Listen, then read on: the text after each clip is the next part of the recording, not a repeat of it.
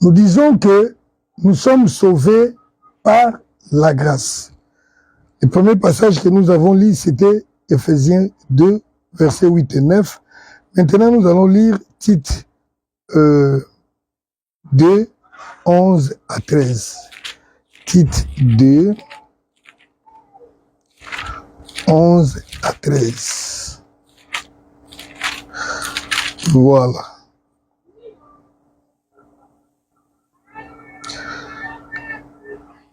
La Bible nous montre maintenant la grâce là qui nous a sauvés. Comment ça se manifeste dans notre vie? Je lis Tite 2, 11 à 13, lisez. Car la grâce de Dieu, source de salut pour tous les hommes, a été manifestée. Éphésiens dit, nous sommes sauvés par la grâce. Et la Bible dit, c'est Christ qui est venu avec la grâce. La grâce de Dieu, source du salut. Nous avons été sauvés par la grâce, donc c'est la source de notre salut, a été manifestée. Verset 12. Elle nous enseigne, la grâce nous enseigne à renoncer à l'impiété, au convoitisme mondain et à vivre dans les siècles présents selon la sagesse, la justice, la piété, en attendant la bienheureuse espérance et la manifestation de la gloire de Dieu. Nous sommes sauvés par la grâce. La grâce de Dieu nous invite à renoncer à l'impudicité, au mensonge, donc à la convoitise. D'ailleurs, on dit aux convoitises, car il y en a beaucoup. La convoitise de la chair, des yeux. Donc, la grâce, lorsqu'elle est manifestée dans la vie d'une personne, la grâce engendre la crainte de Dieu, la sainteté.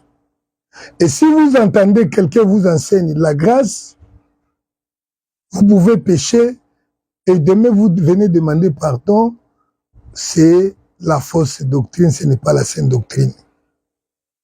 Alléluia. Donc la sainte doctrine nous enseigne les fondamentaux de la sainte doctrine, c'est que Christ est mort pour les péchés et nous sommes sauvés par la grâce. Cette grâce nous amène à vivre dans la sainteté, à renoncer au péché. C'est quoi le péché? Parce qu'il faut les péchés pour lesquels Christ est mort, c'est quoi? Le péché, bien aimé, la bonne définition du péché se trouve toujours dans la Bible, 1 Jean, chapitre 3, verset 3. 1 Jean, chapitre 3, verset 3. Non, non, c'est pas ça. C'est 1 Jean, chapitre 3, verset 4. Quiconque pratique le péché transgresse la loi. Et le péché est la transgression de la loi. Le péché est la transgression de la loi. Le péché, c'est la désobéissance à la loi. La loi, c'est la parole de Dieu. Alléluia. C'est important. Christ est mort pour le péché. Pour quelle cause? Il est mort parce que les gens transgressaient, les gens désobéissaient à la parole de Dieu, aux recommandations de Dieu. La désobéissance à la recommandation de Dieu, c'est ça, le péché. Donc, le péché, c'est ce que Dieu a dit que ça, c'est mauvais. Quand vous faites ce que Dieu a interdit, c'est ça, le péché. Le péché ne se définit pas par rapport à l'homme ou par rapport à une église ou une communauté. Parce que j'entends souvent les gens disent, nous, dans notre doctrine, nous ne faisons pas ça. Il n'y a qu'une seule et vraie doctrine qui sauve, c'est la sainte doctrine. Or, la doctrine de notre communauté, qui vous a ordonné d'élaborer une doctrine particulière, certainement, ce n'est pas Christ, ce sont les doctrines des démons qui amènent en affaire toute doctrine en dehors de ça. amène en affaire. Le péché n'est pas défini par rapport à la pensée occidentale, non pas à la pensée africaine, non pas à la pensée orientale, ou non, nous estimons que ce n'est pas un problème si la femme porte les pantalons. Nous estimons, nous pensons,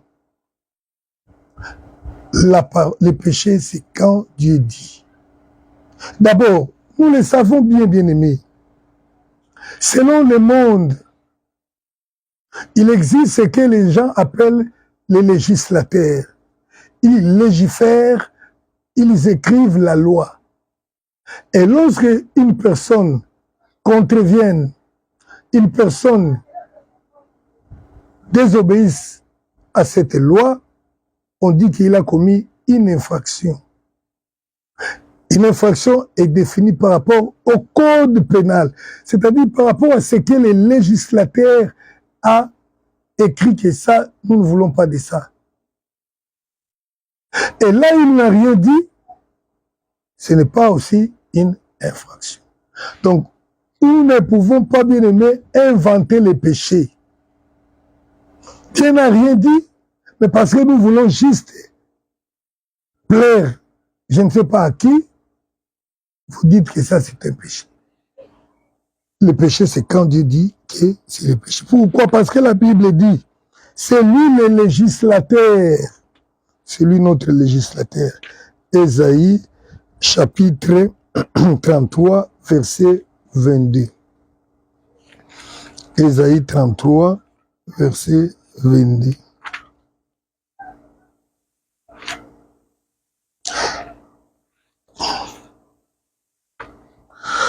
Ésaïe 33, verset 22. Car l'Éternel est notre juge, l'Éternel est notre législateur, l'Éternel est notre roi. C'est lui qui nous sauve. C'est lui qui sauve, c'est lui qui condamne, c'est lui qui juge, c'est lui qui légifère. C'est lui qui déclare que ça, c'est un péché. Arrêtez, bien-aimés, de penser, de faire des choses selon vous. C'est lui qui jugera, c'est lui qui a dit que ça, je n'aime pas ça. Et la Bible dit, le Père lui-même ne juge pas. Il a remis toutes choses entre les mains des Fils. C'est ce que les apôtres ont dit. Christ nous a ordonné de prêcher que c'est lui qui a établi juge des vivants et des morts. Que toute personne qui croit en lui obtient le pardon du péché. Les législateurs, c'est Dieu. Jacques aussi le dit. Les prophètes l'ont dit, les apôtres aussi l'ont confirmé. Jacques, chapitre 4, verset 12.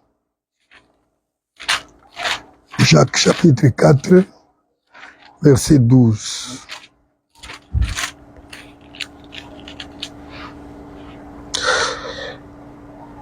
Verset 12. Un seul est le législateur et juge. C'est lui qui peut sauver et qui peut perdre. Et toi, qui est-il qui juge le prochain? Les seuls législateurs et les juges là, c'est Jésus-Christ.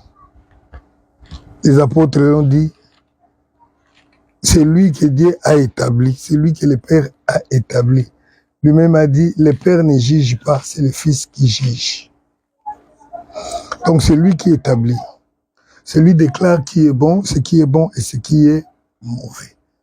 La sainte doctrine, c'est enseigner la parole de Dieu, respecter ce que Dieu a dit. Alors maintenant, je vais donner quelques notions claires de la sainte doctrine.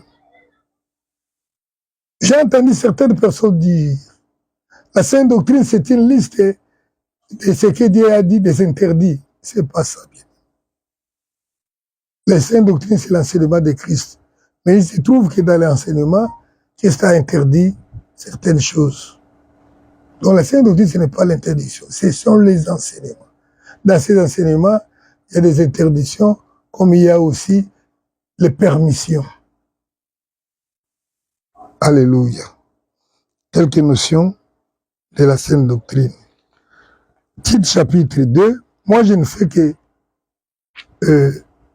expliquer les Écritures. Titre chapitre 2, nous allons lire à partir du verset 1er jusqu'au verset 12.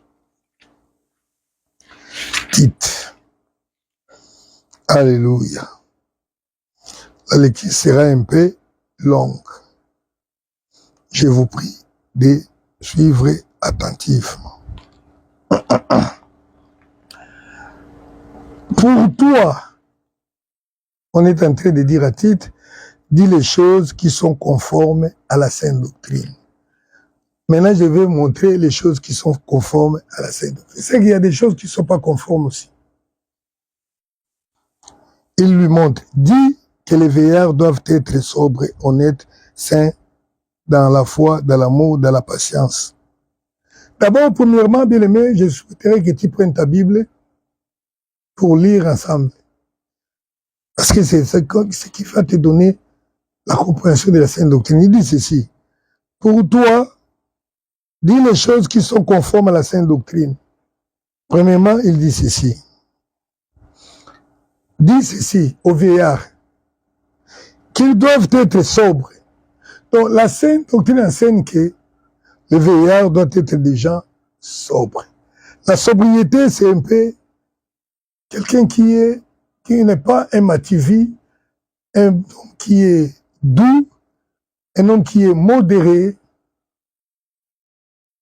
Il faut que tu sois comme ça, si tu es partisan de la sainte doctrine. Un vieillard honnête. La sainte doctrine, c'est vivre dans l'honnêteté. Enseigner aussi ça. Être modéré. Ne pas être un homme des excès. Tu peux manger avec modération.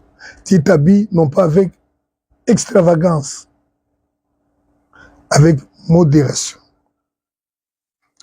Saint dans la foi.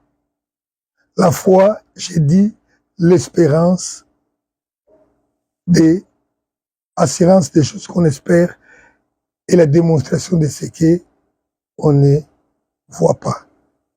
C'est-à-dire quoi? Nous espérons que Christ vient et nous vivons à la manière de la parole de Dieu. La sainteté. Alléluia. Dans l'amour, dans la patience, la sainte doctrine, c'est aussi ça. Verset 3. Dit que les femmes âgées doivent aussi avoir l'extérieur qui convient à la sainteté. Les femmes âgées doivent avoir l'extérieur qui convient à la sainteté. Maintenant, c'est pour les femmes. Qu'est-ce que la sainte doctrine enseigne aux femmes? Aux femmes, la sainte doctrine enseigne plutôt l'habillement qui convient à la sainteté. Et quel est cet habillement qui convient à la sainteté? Vous allez voir dans Timothée chapitre 2, verset 9. Il dit ceci, écoutez-moi bien aimé.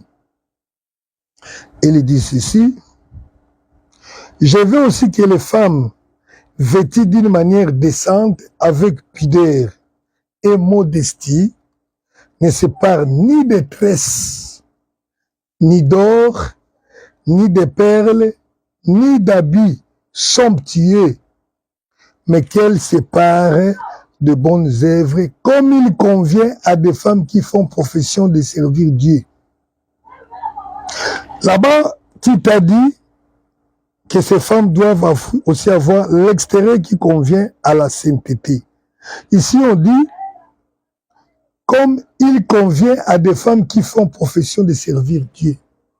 C'est quoi? C'est la sainteté. Et cette sainteté-là, des femmes qui servent Dieu, se voit aussi dans leur façon de se vêtir. ils ne se, ils sont vêtus avec pudeur,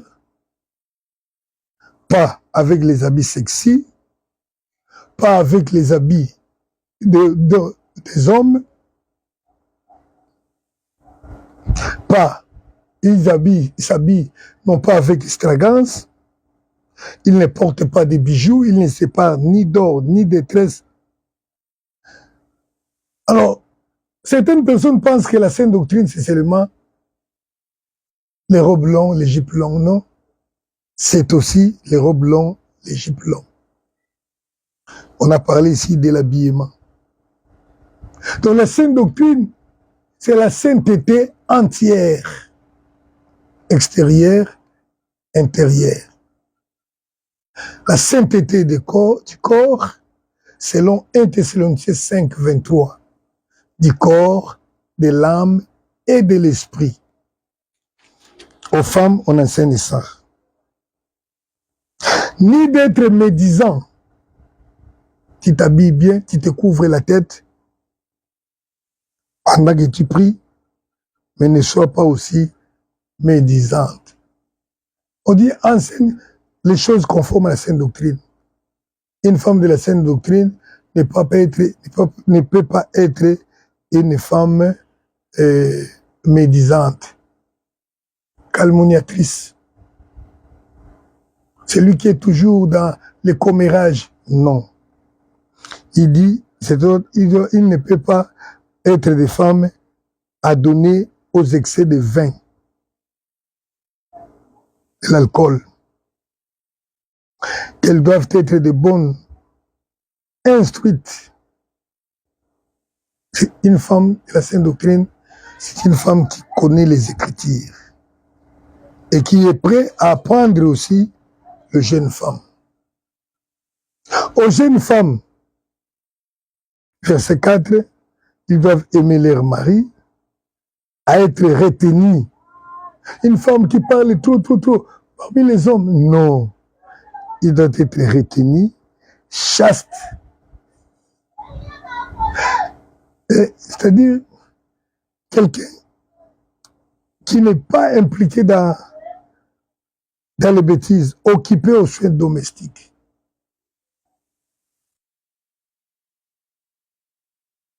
Donc la sainte doctrine enseigne beaucoup de choses. Soumises à leur mari. Les femmes de la sainte doctrine sont soumises.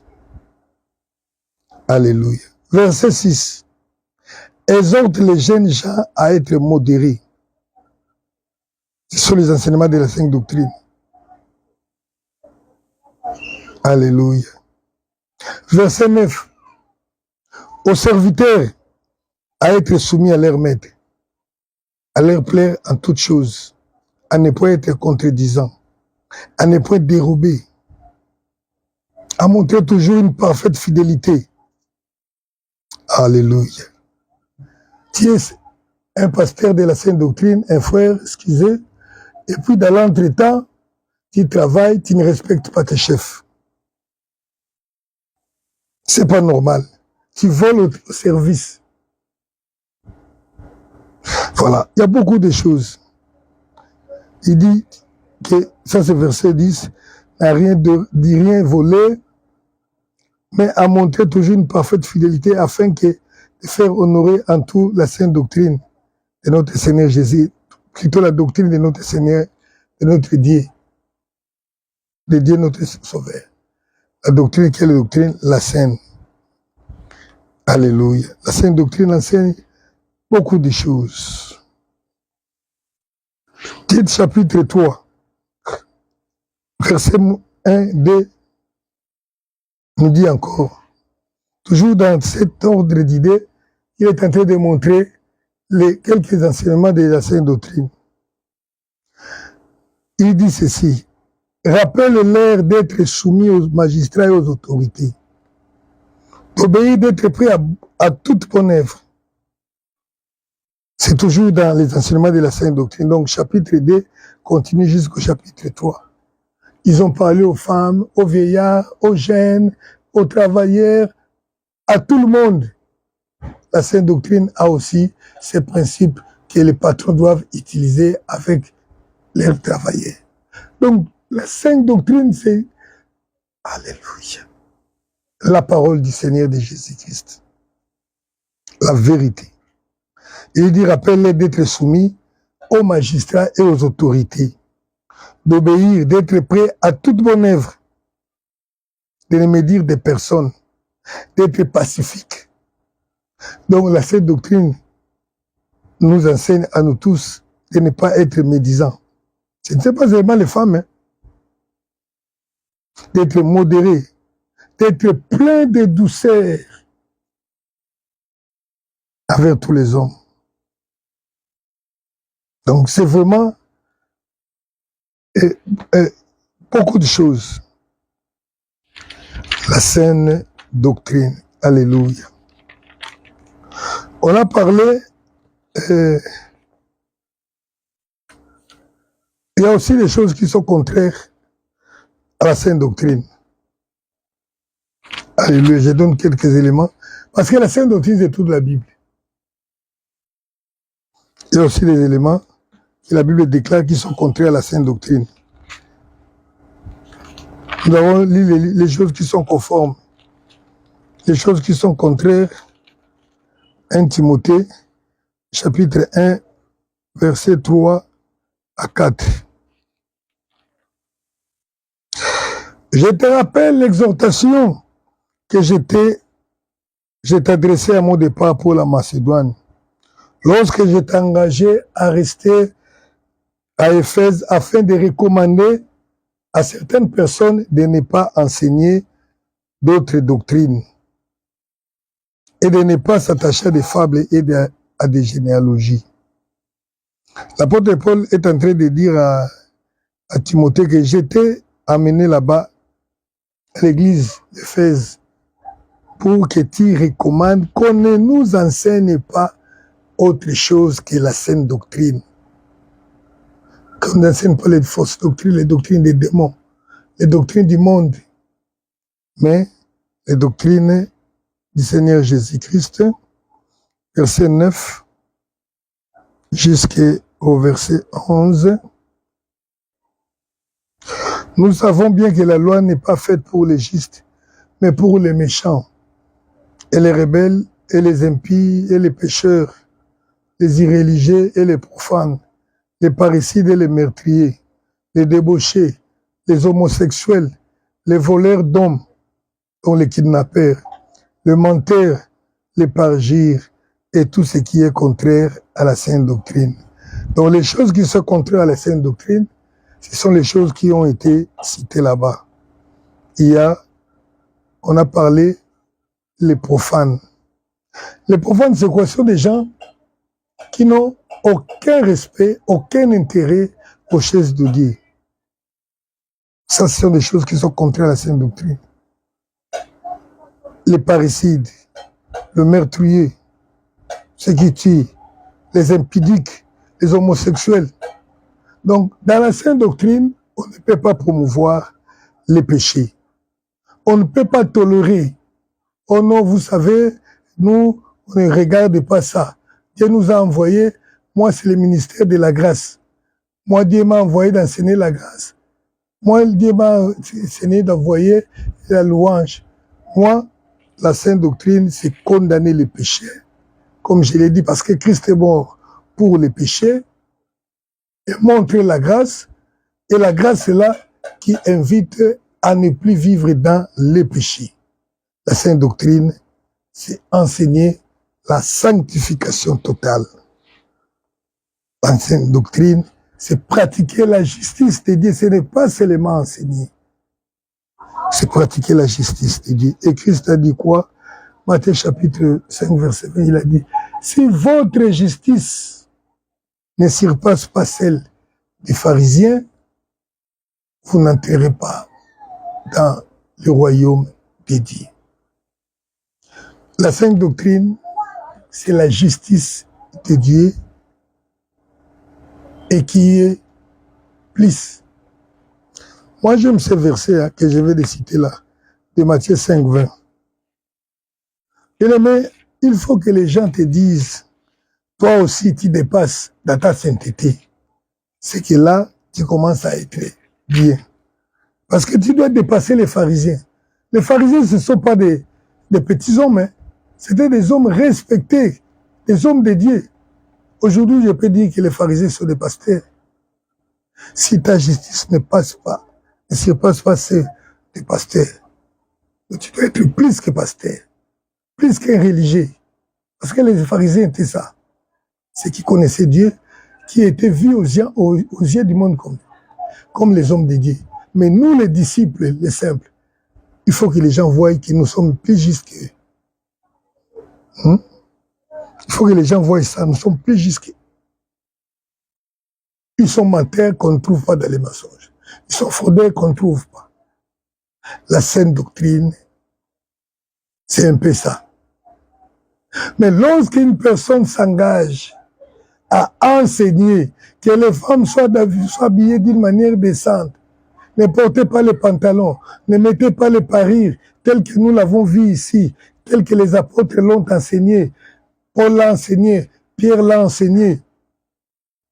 Parce qu'on nous invite à la sainteté. Nous sommes sauvés par la grâce. On nous invite à fuir la débauche, la convoitise. Le monde est contre nous et le combat commence. Lorsqu'on maintient cette vérité bien-aimée, la Bible, même les hommes sont contre vous. Les démons s'élèvent, parce qu'ils veulent que vous puissiez ajouter, atténuer. Pour Dieu a dit, voyez-vous, et en le faisant, il sait que vous n'êtes plus sauvés. Vous savez, les enfants d'Israël leur a dit, vous tuerez tous les peuples que vous trouverez dans la terre où je vous donne. Ils ont tué, ils ont vu, je crois 5 ou 3 comme ça, tribus qui étaient là, ils se sont dit, bon, ils sont petits, ils ne sont pas un grand nombre, on peut les utiliser comme des travailleurs, des serviteurs. Ils les ont laissés. Mais ce sont les restes là qui étaient restés, qui sont devenus aujourd'hui l'épine dans les pieds d'Israël. Vous vous souvenez, les Philistins, ce sont les Palestiniens d'aujourd'hui, ceux qui vivaient à Gath, à Gaza. Et il n'y a pas que ça. Aujourd'hui, mais heureusement que le Seigneur l'avait géré, ils ne vont pas, on ne vont plus les chasser sur cette terre-là. Donc quand vous essayez de diminuer un peu, vous savez, on a interdit les pantalons, mais vous portez seulement un pantalon qui est large. Vous ne savez pas ce qui arrivera. Vous mettez seulement un peu ce que Dieu a interdit. Ça vous tirera, ça vous amènera en enfer. Il y a un grand combat. Voilà la sainte doctrine. Si vous voulez vous engager dans ce que nous nous enseignons là, préparez-vous au combat. Que le Seigneur vous donne l'amour de la sainte doctrine, la compréhension de la sainte doctrine. Je ne peux pas tout dire sur la sainte doctrine parce que c'est toute la Bible. C'est le Saint-Esprit qui nous enseigne. Il nous donne la compréhension exacte de ce qui est écrit, même dans l'Ancien Testament. Et nous obéissons à ça. La sainteté, la pureté, la crainte de Dieu, la haine du péché. Mais ces péchés-là, ce n'est pas nous qui les inventons, c'est ce qui dit la Bible. Que le Seigneur nous bénisse. Et à la prochaine. Faites l'œuvre de Dieu ensemble avec nous. Partagez les messages. Partagez-les. Je pense que, bien aimé, selon ce qu'on dit, si vous likez, si vous aimez les messages, ça fera que le système puisse partager en moi beaucoup de gens. Si vous le faites, c'est l'œuvre de Dieu. Nous ne faisons pas, ce n'est pas un compte payant. Pourquoi que nous le faisons? Pour qu'on nous paye. Non. C'est pour que, ensemble avec vous, nous soyons bénis en faisant l'œuvre de Dieu. Que le Seigneur nous bénisse. À la prochaine.